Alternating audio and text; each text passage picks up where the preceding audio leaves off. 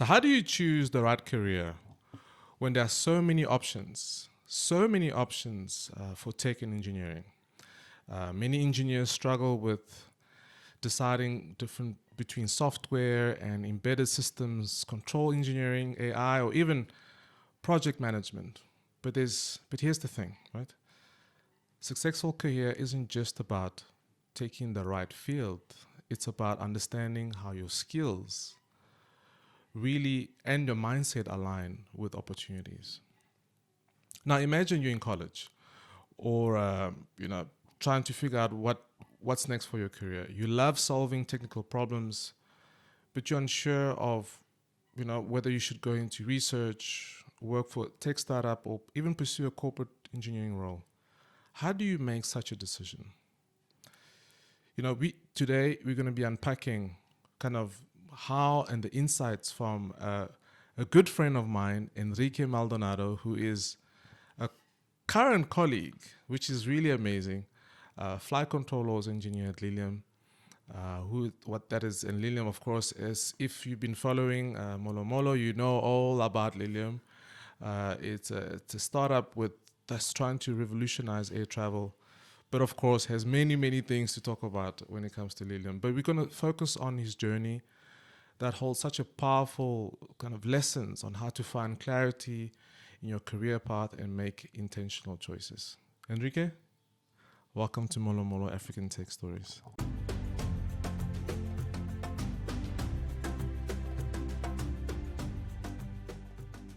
Thank you, Polan. Thank you for having me here in MoloMolo Tech Stories and at your place. It's been a while waiting for this moment to happen, and I you're mean, finally here. it's quite interesting because when I think about you and me, we've crossed different paths in so many ways, right? It's funny now that I think about it. Like, there's so many similarities in Yeah. terms of history that you and I have seen and have experienced. So I'm really excited for this conversation. Enrique is a multi-talented guy, right? He does so many things. He's not just an engineer. I think engineering is like his like bottom 5 of Oh, come skill on. sets. Like off air he was telling me how he's taking a course on what was it, cocktail making. Yeah, yeah. I'm like, okay, what am I doing with my life? I'm wondering what am I doing with my life? And but I mean, Enrique, I wanted us to start with.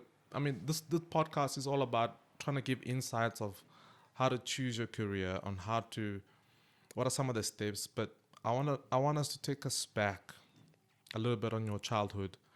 What do you believe were some of the key things that you remember in your childhood that you can resonate as something that brought you today, like at this point? What are some of this?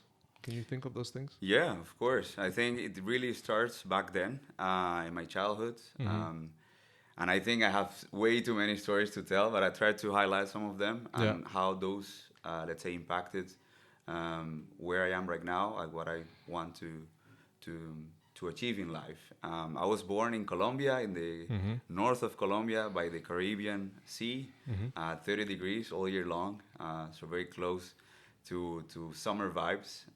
And there, from a very young age, I was very interested in two things, I would say: how things work in our world, and seeing, the behind scenes of many of the things that I saw during my childhood being created, but also thinking about art, for example, and all the let's say the folklore around Colombia and the Caribbean region. So it's very interesting that you talk about career choices, and we'll get to that story where I had to kind of decide between the two, and I'm still kind of in that situation where I really like both of them. But something that really shaped what I became, let's say an engineer going into tech, I think it was because I was born in by the Caribbean, but also in Caribe, and Caribe was the name of my parents' library. It was a Okay. bookstore. It was a Okay. bookstore Oh. called Caribe. So I was born in El Caribe, but also in La Caribe as the library. Wow. Um, and this bookstore also shaped my life Mm-hmm. because many of the things that I saw as a kid were pieces of technology coming into the business. Okay. And for the first time, seeing a computer back maybe, well, I don't know if I'm Hmm. gonna sound old, but like Windows 95, That's not old. uh, and seeing like all these floppy disk Yes. and things like that coming into the business, and Mm-hmm. also software, for example, for like these bar scans for Mm-hmm. books Mm-hmm. and how to keep inventory. So I was, as a kid, seeing all those things coming into the business and really into our household, I would say. Mm-hmm.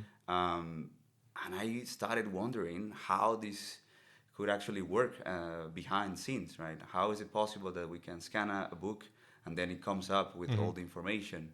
How is it possible that then when the internet came through this weird beeping of like a phone, so through the phone we had internet, That's but right. then That's right.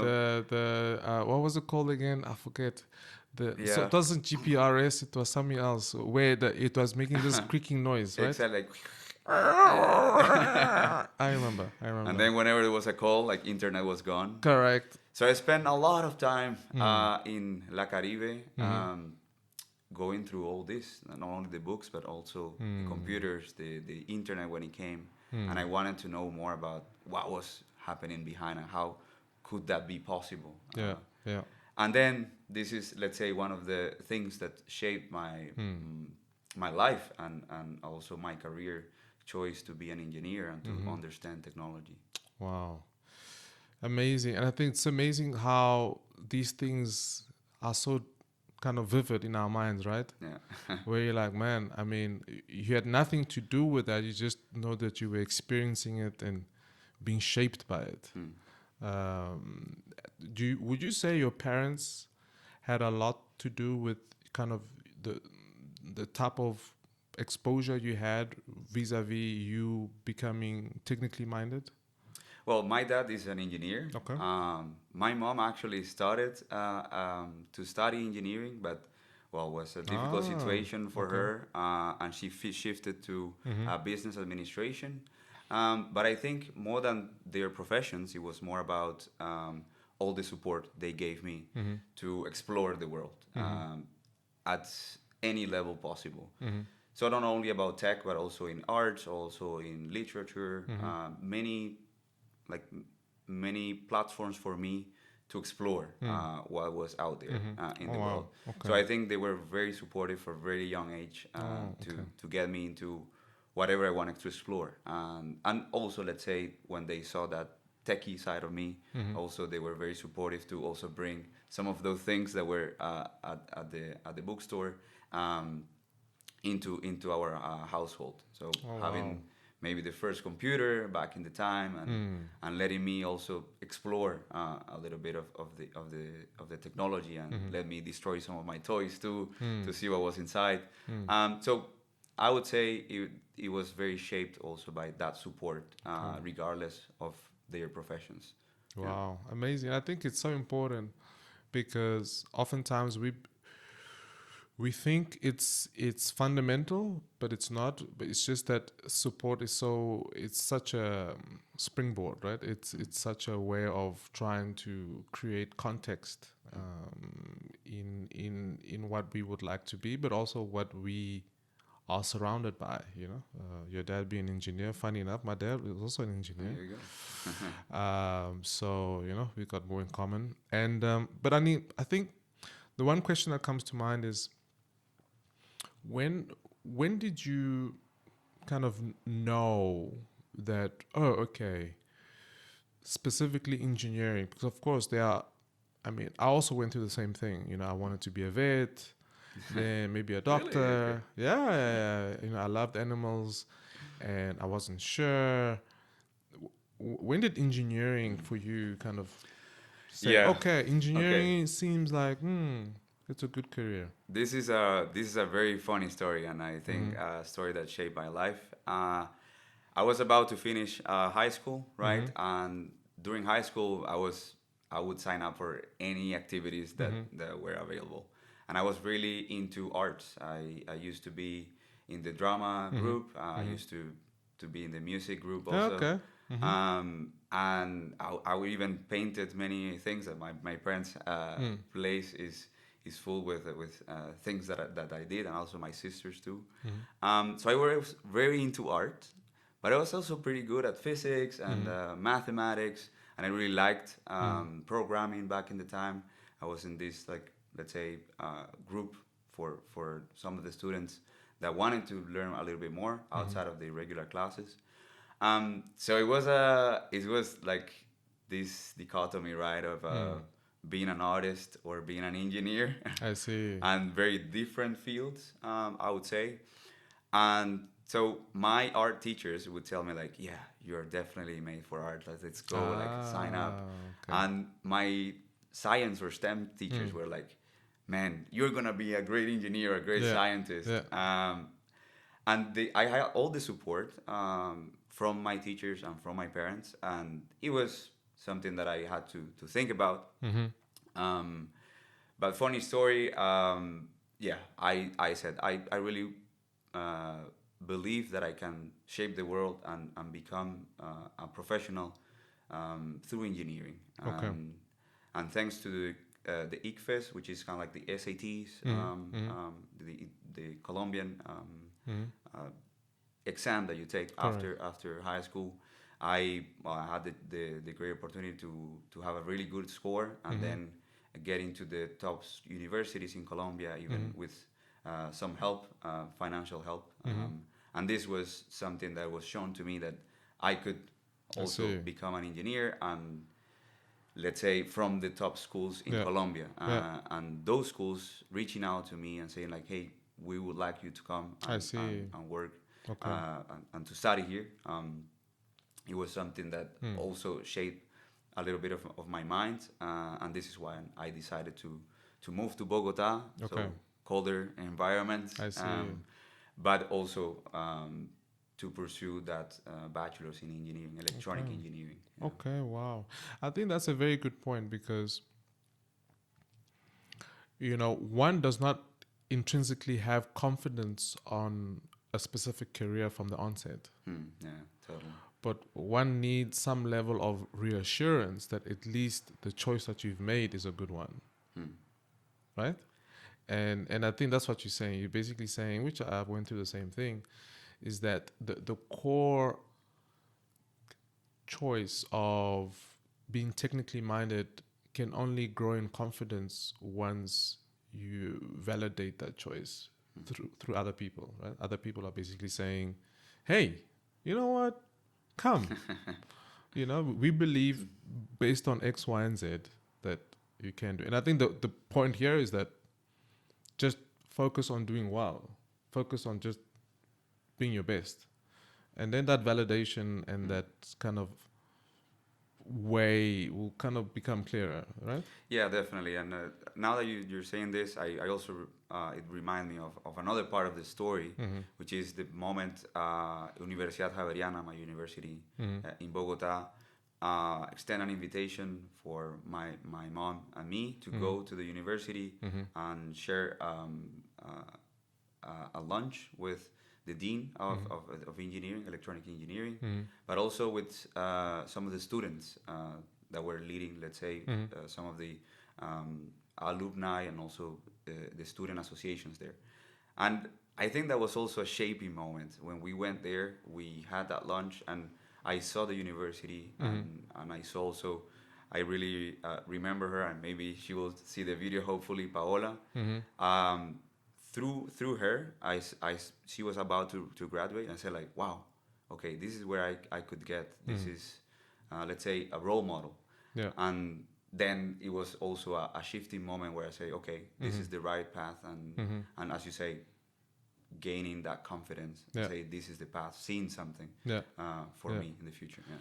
Yeah. And I think it's so important what Enrique is saying is that, a lot of us, when we are young, we struggle with identity. And I think, especially when you come from a developing country where you don't have a lot of support and you don't have a lot of role models that have gone before you, or at least the role models are the minority, not the majority, right? Definitely, yeah. You need to rely on just focusing on baby steps. And you need to rely on just doing what you need to do, and that uncertainty will work itself out as long as you focus on those baby steps. And the baby steps is just focus on school and just try your best. And that kind of uncertainty will work itself out by the people you start meeting you and patting you on the back and saying, hey man, well done, you can be this. You're like, oh wow, okay, maybe I can be that. Why? Because I don't see anybody else as much as I should that is. Definitely, And or at least the career is by title but not necessarily by experience, where they've kind of had that years and decades of stability in this career. I didn't have that, and I'm sure yeah. it's not the Yeah. same with you. So it's definitely some very important insights. Now, let's just transition to, okay, so school, electrical engineering. When did kind of aerospace and kind of the aircraft, the era of the aircraft, be like, okay, but I could do so many other things with this degree. Why aircraft? Yeah, so I moved from electronics to electrical engineering because at the very end of my career in the Havaiana University, I saw the opportunity to have a double degree program and to sign up for that in Toulouse, which is also known as the Aerospace Valley, Yeah. and well, very known for many of that scene happening there. The headquarters of Airbus are there, and well, that's also a big part of my story. So I had some friends that did the same program before, and I said, okay, I wanna have that international experience, and I have the opportunity to have that double degree, so I can get my bachelor's and my master's. I see. Let's say saving roughly a year. So in 2015, well, a little bit before, I decided to get ready to do that. So doing all the paperwork, getting the exams ready, the French exams, that was a tough one. Yeah. Learning kind of French in 6 months. Nice. It was rough, like, but we got there, and it was possible for me to go to France and pursue that master's in electrical engineering and automation at NCET engineering school in Toulouse. And then from there, well, with support from many people, I would say, I'm very grateful for that. I was able to finish my master's, but at the very end, we had to have an internship, to make an internship, and I decided to go to do it with Airbus, where I started also understanding more of the aircraft, right? Like this magic of making things fly. I saw a little bit of it, even at the Havaiana University with some control laboratories that we did, and also at NCET at the very end of the syllabus, we had some classes for a specific industry. So we went into automotive industry, we went into even space, and of course courses around flight dynamics, flight control. Yeah. And I said, wow, this is very interesting, how to control something in the air and with many and so many degrees of freedom. And then, well, with the internship at Airbus, I think my career in aerospace started, where I think I was learning by doing. This is something that I would say was very important, how to apply all that more theoretical control theory to an aircraft, and seeing how it actually works in the industry. So I would say I had an amazing internship at Airbus with many role models, as you said too, and that defined my path into aircraft. I would say more specifically into autonomous aircraft in my lifetime at Airbus.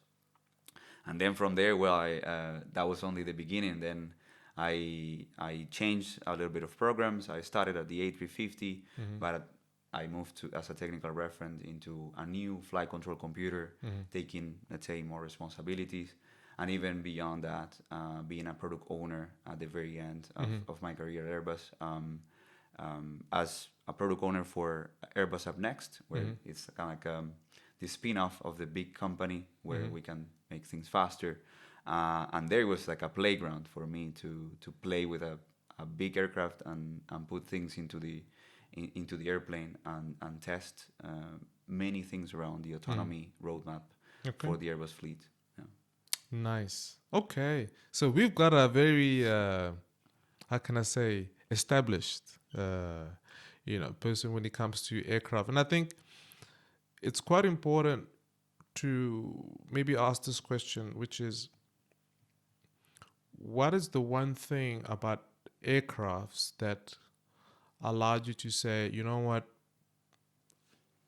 this is for me? Like, what is there anything that you can think of that when you look at aircrafts? I mean, of course, the prestige of working for Airbus is one thing, but an intrinsic love or acute, tangible thing that you feel about aircraft that associates you with aircraft is something else. So is there anything like that you can think of? Yeah, I think what actually got me into aircraft and let's say the aerospace industry was this eager to understand how to automate things. My courses through my academic life was always around control theory, even at the bachelor level, and then moving into the masters. That was my my like superpower. That was what I was trying to get to be an expert of into automation. And this was the path or the direct path into aerospace and into aircraft. So how to make actually an aircraft fly by itself, that was quite a big question for me and something that excites me still today a lot. And automation was, let's say, the path to get into aircraft. And then all the control theory that could be applied to such a complex system or a complex plant, right? And I would say something that is also very exciting about an aircraft is how many type of technology you could have and how many different type of engineers you would need to make it fly. We're talking about flight control, but you have propulsion, you have a lot of electrical engineering insights, you have aerodynamics, you have hardware, software. Yeah. So also sitting at the seat of a flight control engineer has allowed me to see a little bit of many other different fields that we also need to have in that skill backpack. Yeah. So I think the mix of those two, this automation side, but also the variety of engineering applications that we would find in an aircraft, was something that drove me into the aircraft environment. Yeah, no, I think that's a very interesting thing. I think what I'm taking away from what you're saying is that nothing is magic, right? Nothing just you have some revelation in the morning and then you're like, yeah, I want to do flight control laws, or I want to control. I think everything has a step, and I think everything is connected, right? Basically, that's what you're saying. Yeah, it's a little bit of like the butterfly effect. Maybe, well, many of us have seen that movie, right? And how one thing could shape your whole life, like one little event. And I think it's about being in the right place at the right time and taking the insights that we need and then choosing a path. Yeah. It's, as you say, it's not something that we would do from one day to the other. It's something that comes naturally and sometimes unexpectedly. Maybe I would have never thought that I would end up being a flight control engineer when I started my career as an engineer back in Bogota. So it's something that we build step by step, and I think it's more about keeping in our mind that every time in a while we need to reconsider things and ask, okay, is this what I want? Is this my path? And then also with a lot of dedication, but it's also a bit of luck to be there at the right time, and then you go for it. And those special moments maybe shape our lives as an engineer, as a person. No, definitely. And I think that's I mean, for those who are watching and listening, I think, and if you're struggling with kind of figuring out career wise, where do I go? What should I focus on? I'm a mining engineer. Should I go into chemicals? I'm a chemical engineer. Should I go into mechanical? I think what Enrique's story tells us, and also the same with mine, and I'm sure a lot of professionals, is that you don't have to have everything figured out from the onset. But what you do need to have figured out is what are your core values, what you enjoy doing, and are you courageous enough to just jump to an opportunity and try your best. That's it. And that's it, right? And then somehow the universe works itself out, and if it doesn't work out, then it's an experience that you've had, and I'm sure you have many, which we'll get to, on things that maybe didn't work out, but yet it was a good learning, right? So I think that's thanks, Enrique, because I think this is something that I've got many things that I could say, but I think it's not my podcast, it's yours. So in terms of early career engineers struggles, especially when it comes to big decisions or leaving the country, right? Yeah. I mean, what were some of the fears you had when you kind of decided, okay, you know what, I have this opportunity, but man, I am leaving the country? Can you remember that time, and what are some of the things that went through your head to make that decision? Yeah, back in the time when I decided to leave Colombia and go to France, I think, funny enough, I didn't have that fear, but it was more like a positive feeling that I could achieve something, and the fear was not to try, actually, to regret that I didn't try, and I missed that opportunity of at least trying and applying, trying to make it, learning French in a very short period of time. So let's say the fear was not to try, to say in a year or so after, say like, I should have, I should have gone for it. And I think it was very spontaneous and very organic when I said like, okay, I saw people around me doing the same program. I saw the opportunity to go abroad. I saw also Toulouse as a very big pole of engineering and aeronautics. I used, funny too, I used to play rugby back in the Javeriana University. What? Yeah. You're joking? Yes. Wait. Let's pause. Enrique, let's pause. You've never said this to me. Hold on. Okay, wait. Let's talk about, because I know, of course, I grew up in South Africa. So, yeah, here we go. So, and I know that depending on which tournament, Colombia also plays rugby. Yeah. So, you play rugby? Yeah. I was in college rugby back in Colombia. I would say back in the time, we were not so many playing rugby, and that's why we were not playing 15, but mainly sevens. Okay, sevens rugby. Nice. I think Colombia is actually more known for the sevens. sevens. Correct. More nimble. No need to be too big. Exactly. So I started playing rugby at Javeriana University as a wing. Was pretty fast. I think I'm still pretty fast. Yeah. Okay, we need to do a race. I used to be a wing too. Right, here we go. Wow. A wing from South Africa, with all the rugby culture that you have. I mean, I'm older than you, right? So be mindful. But I still can put a wager on. Yes, let's see. How slow am I compared to Enrique?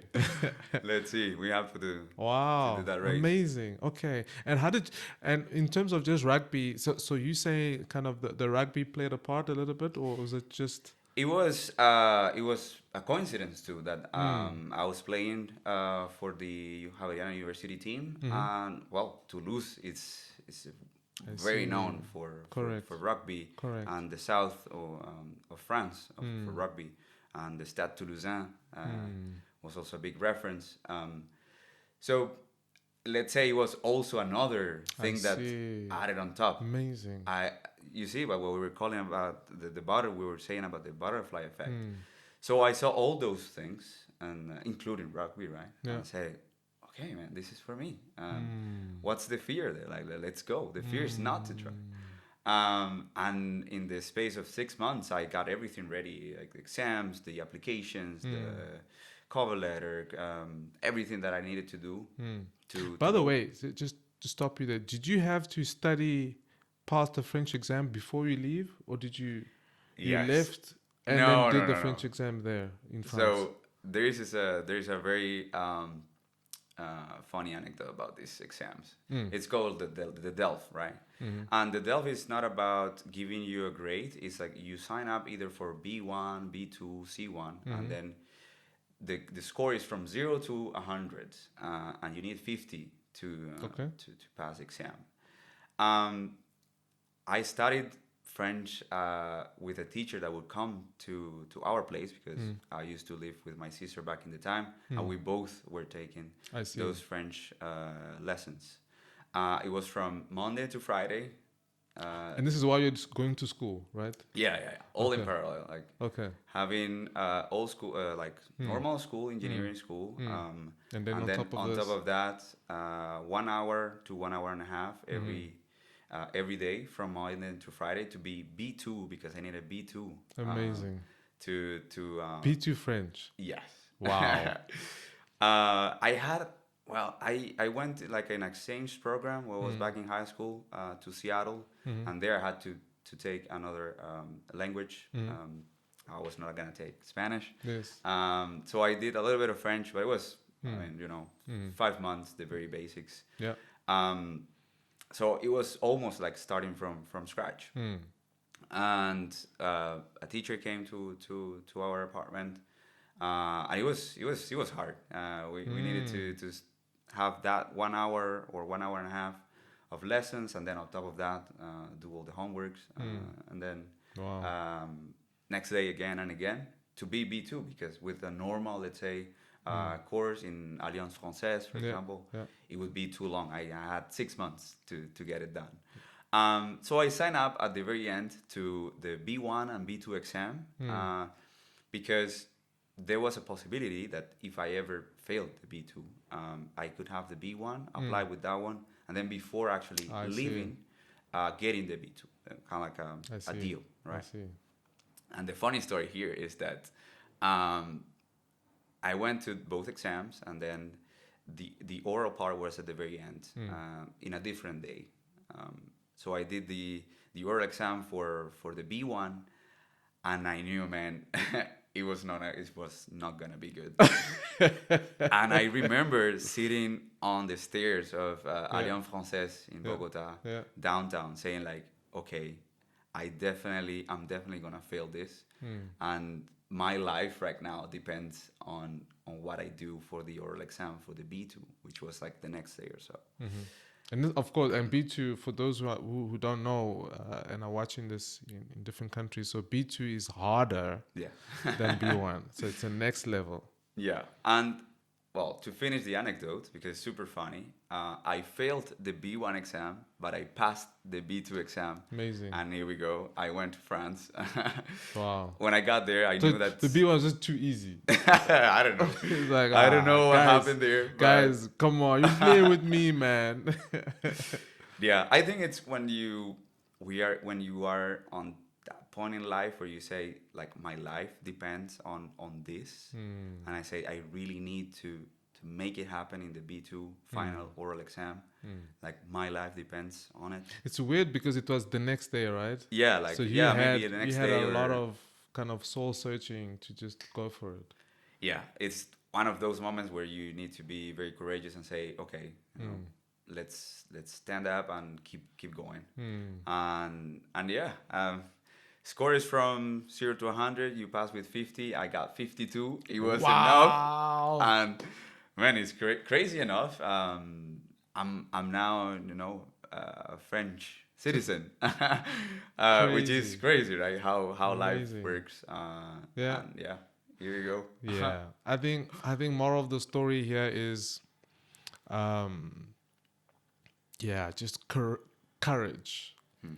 Courage is so important because yeah, man, nothing in life really gets you to a point of success without jumping with courage. You know, jumping with courage. It's yeah. I mean, it's amazing, man. You failed B1, and then next day you pass B2. Yeah. It's like okay, it's too easy, man. It's too easy. Now, Enrique, of course, you have you have a lot more than being an engineer that that I know you for, Hmm. right? And this is one of the attractive things about you is that you have incredible core values, and I wanted us to touch on that because part of choosing your career is not to compromise on your core values.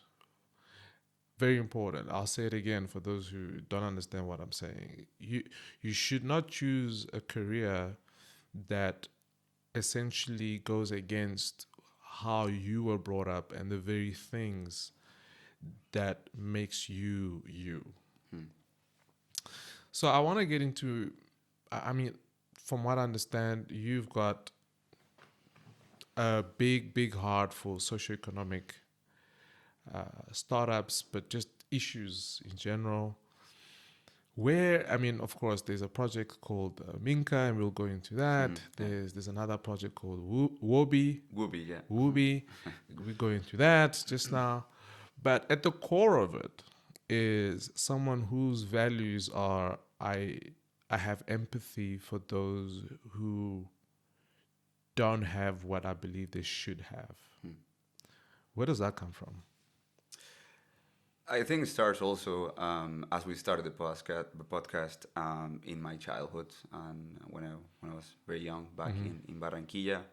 Um, Man, coming from Colombia, you see a lot of hard, very hard realities of people who don't have the same opportunities as maybe we have, right? And that I've had through my life. Um, and seeing those realities also was a call for me from high school and even in college, and even up to now. It was a call to, let's say, think about how I could make this world a better place when I'm not here anymore. So that at least the world is a little bit better through the life I've lived on planet Earth. And this is something that from the very young age resonated in my mind and in my heart, more than in my heart than in my mind. But it was a link between what I have in my mind and those maybe hard skills of engineering, being an engineer, and learning about mathematics, physics, and hardware, software development. And then what it was in my heart to see all those realities that I was able to see from like a witness from very early on in my life. And the question was how could I bring those together? How could I reconcile those two things? And through my knowledge and those engineering skills, how could I solve some of the most pressing issues that we have in our community in the north of Colombia, or in Colombia, in Latin America, and even in the world, because I think many of those problems is not only about some communities, but it's all about challenges that we are facing Yeah. as humanity. And this is when I realized that I was able to match those and somehow bring those values together. My love and my passion for engineering, for leadership, for innovation, into the world of social entrepreneurship and the tech for good, as sometimes I like to call it. No, I think I think it's yeah. I think we can definitely go deeper into this topic because I do think one day maybe I'll meet your dad, and or I'll meet your mom, or someone who knows you very well, and I have a feeling they'll say something slightly different, in a sense that you definitely do show a character of someone who has a selfless heart, and I think it drives a lot of the decision making that you make. That's what I think. I think that's what they will say. But if you were now going to the practical side of what you just said, so would you say, and we'll go into, maybe we can already start with what is Woobi, and how did a project like Woobi amplify or complement your skills that you have today? What would you say it's complementary, and how complementary is it by the project itself? Hmm. So the moment Woobi is born is when I was back at Airbus, working there in Toulouse, and there was a call for volunteers for something that is called the Airbus Humanity Lab. There's a very super nice TED talk about it by Christophe Debar, the founder of, a very good friend of the Airbus Humanity Lab. And I think he asked himself also a bit of that, of the question that I also had, that we just discussed. How could I bring not only the knowledge, but also the people who have the knowledge closer to the people who might have the problem? And this is, let's say, the idea behind the Airbus Humanity Lab, how we could bring those problems and also the solutions, Yeah. and the people wanting to create those solutions, mainly through tech, and using all the knowledge that we were talking about within an aircraft, right? Yeah. And this is when I go, one of those days after work, he had some meetings for the people who wanted to make an impact. And he says, yeah, there's this project that was brought by the Airbus Foundation with an NGO called MEDER. They are trying to weigh babies in a very precise way. So, say 5-gram precision, which is super low. But also, those baby scales, they're very expensive. How could we, with the knowledge that we have, get to an open source product that could weigh babies with a very high accuracy, but a really low cost? And this is when we started working. Back in the time, it was not called Woobi, it was the Baby Scale Project, and we started working with a group of volunteers to solve that problem.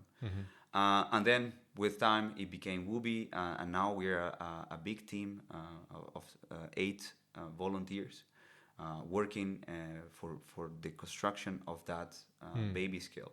So the whole point of it is to have a really a reliable measurement of weight, so we could fight against child malnutrition worldwide, because we want it to be open source. So no, like, anyone in the world could eventually, we're working on it, go to the Woobi webpage, download the blueprints, the software, the hardware, and then put together a Woobi.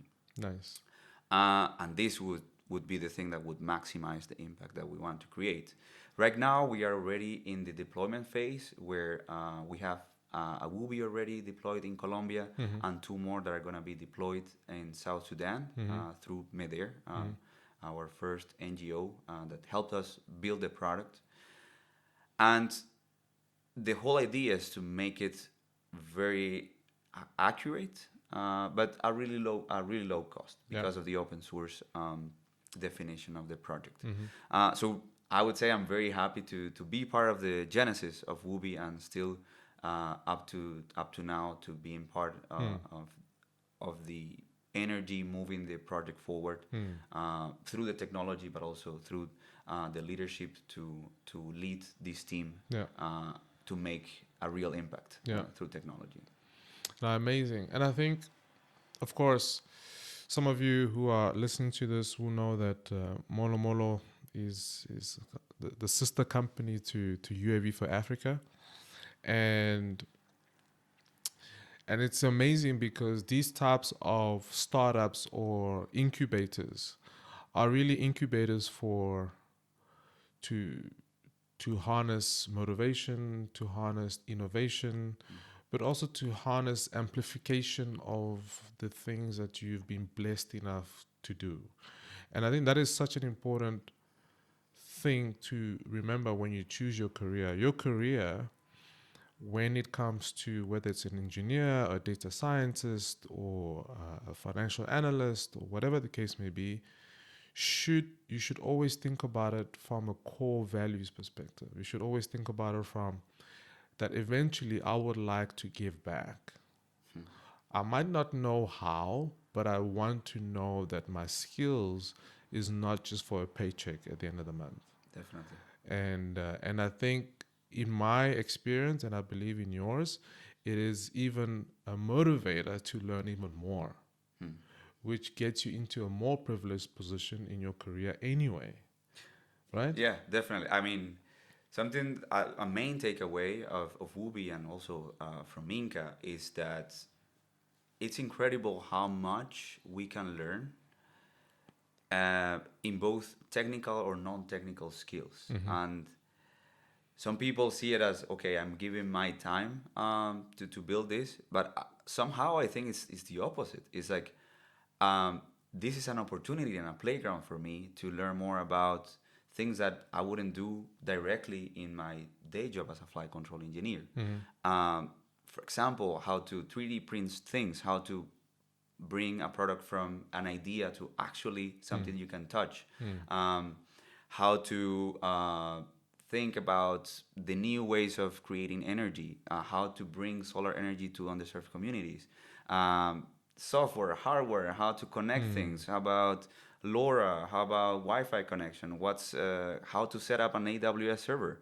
Those are things that for me it's a gift, because through these opportunities or these initiatives, I'm learning. Yeah. I'm learning every day, and I'm learning from others. And I would say all the volunteers also that work for the two initiatives, they're also every day learning things. Yeah. So it's somehow a give back, but somehow also, as you said, something that it's nourishing that engineering career, and more than engineering career, that eager, right, to be better, to understand better things, and to why not create an impact in the meantime. Yeah, no, beautifully said, Enrique. I think so. If I were to kind of sum up, because this has been such an amazing chat. Finally, we managed to chat. Finally. Yes.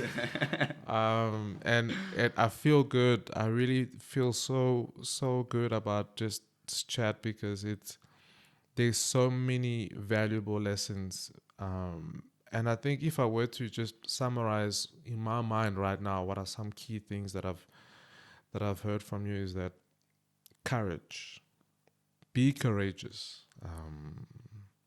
I think confidence is not divorced of courage.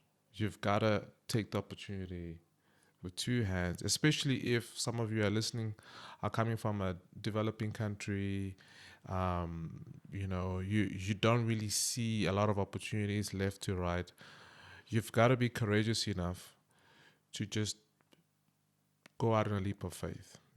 Here's Enrique, who failed his B1 French exam and then passed his B2 and then kind of did the two at the same time. It's almost unheard of. I'm like, wait a minute, you are studying for both levels at the same time, but it paid off.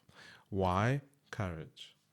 And I think the second big point regarding how to choose your career is that you don't have everything figured out. But what you do have figured out is the people that love you, the memories that you have, the exposure that you had, the willingness to learn, and the gifts that's been given to you to just try.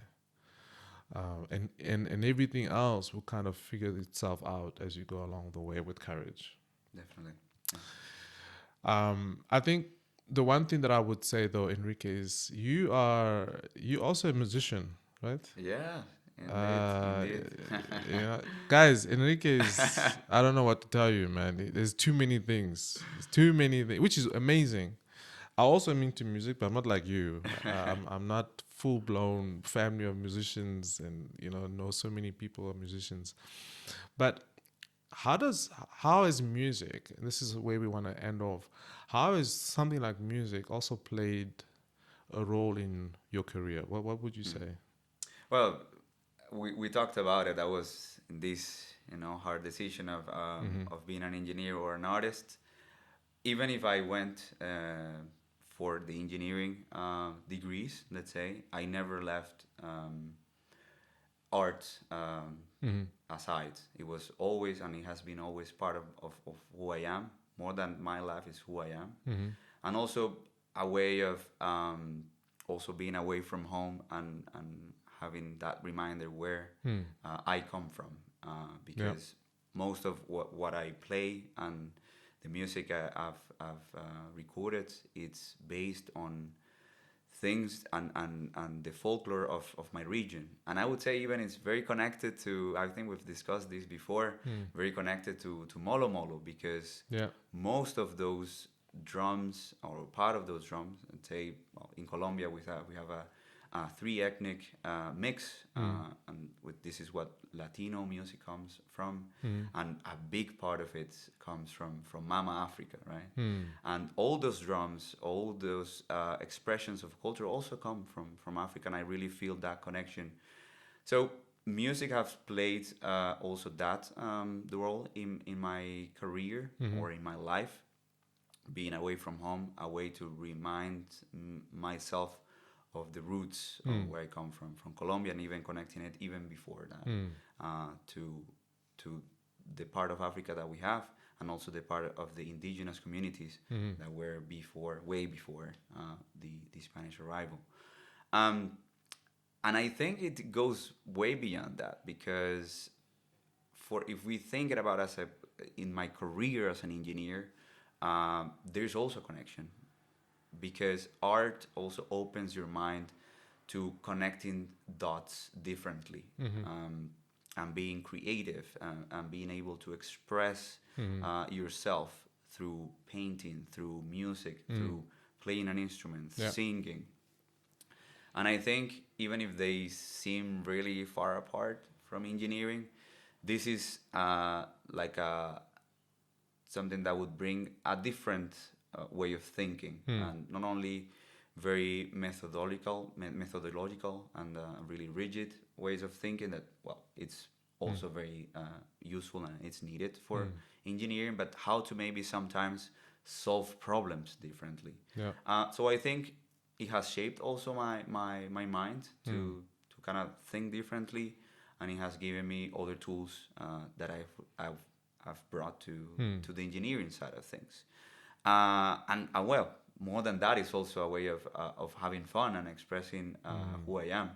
And well, probably you'll put the link some around here Yes. Yes. about the groups, and you'll see that those groups are also a connection Mm. between many ways of expressing ourselves. Mm. And let's say one of the biggest groups I've had is Guayabo Brothers, Mm. who was born in Toulouse, Nice. in a scene where we were in an European territory, but Mm. having this diaspora of Latin American coming into Europe.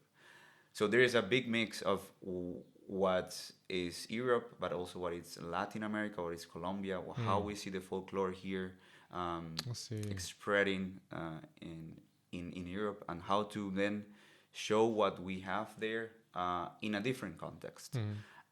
And it's a mix. It's again connecting the dots Mm. differently, and how to bring some innovation again Mm. into what the folklore is, always respecting the roots, but also how to make maybe Mm. put it up to date with what's happening I see. here in Europe, in France, or in Germany, Mm. and how to then mix it with other things. So it Okay. also comes with this innovative spirit Yeah. that's within me.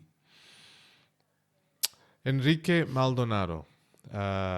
He is an engineer that multi-talented, and I think an appropriate guest to answer the question, how should I choose my career?